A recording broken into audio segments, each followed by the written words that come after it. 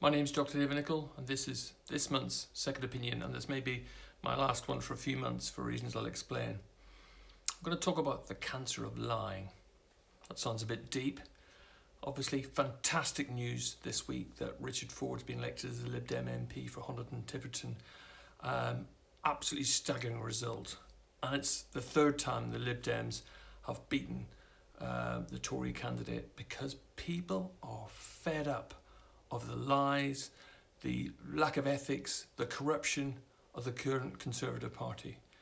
And people might say, well, it's time for Boris to be shown the door, and that's true. And the politician in me says, actually hang on a bit longer, because, you know, the longer he carries on, the more by-elections Lib Dems will win. The doctor in me says, the sooner he goes, the more lives that he can be saved, because people are fed up with the lying. And the lying in the Conservative Party is like a cancer which has metastasised and spread throughout the party. It's not just Boris, it's the lot of them. I'll take, for example, Sajid Javid, Health Secretary.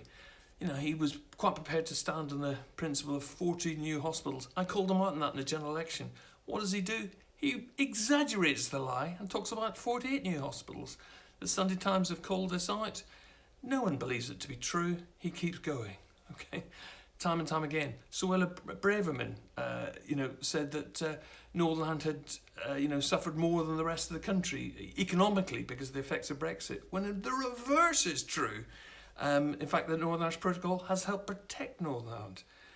They keep lying, and people are fed up of it. The danger, and it is a real danger, is that people switch off in politics because the symptoms of this cancer of lying are insidious, and they think, well, actually, a curse on all of them. And that's why it's so important as Lib Dems we keep going and pointing out our positive policies. We were the ones that called for a tax on the fuel companies because they were making excessive profits months ago, okay?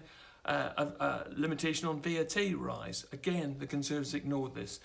People are fed of them, but we mustn't ignore the insidious symptoms of cancer.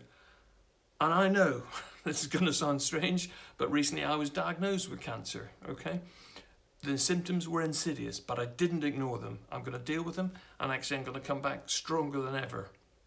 And the reason this matters is, again, Sajid Javid has talked about how, and he always says this, more money than anyone else before, basically, when many of us, myself included, have been warning about the staffing crisis in the NHS for years, okay? Just this week, General Practice warning about the thousands of GPs leaving, okay, when Sajid Javid promised more GPs. Again, another lie, another promise undelivered, okay? I say this as someone with a diagnosis of prostate cancer, so lack of GPs, lack of urologists. So urologists, one of the lowest numbers head per population in Europe. As a neurologist, I also know that we're one of the lowest in Europe again, basically. Another failed promise. It's time. The time is up, not just for Boris Johnson, the time is up for the Conservatives, okay? So I'm going to focus. My prognosis is good. The prognosis for the Conservative Party and its malignant cancer of lying is doomed, okay? So my job is to get my health sorted out. I've got an excellent prognosis. I mean, really excellent prognosis, because I'm going to be back stronger than ever to take out those Tories who are the real danger, and I really mean this. If you care about the health service, you cannot possibly vote Conservative. You must be out of your mind. Okay, so I'm going to get myself sorted out for my robotic prostatectomy. Again, we've got a Betamax Health Secretary who talked about how we need to get the NHS act like Blockbuster. Oh my God, you know, a video chainsaw that went bust, okay? I'm afraid this is the kind of intellectual nincompoop we have to deal with at the moment. It isn't just Johnson, it's Javid, it's Braverman, it's Jacob Rees-Mogg. We want rid of a lot of them, okay? Now, I say this because politics does matter. It really matters, okay? But just like the symptoms of cancer, okay, the symptoms can be insidious, and it's time to get a surgeon to cut the lot out of them. That's what needs to happen.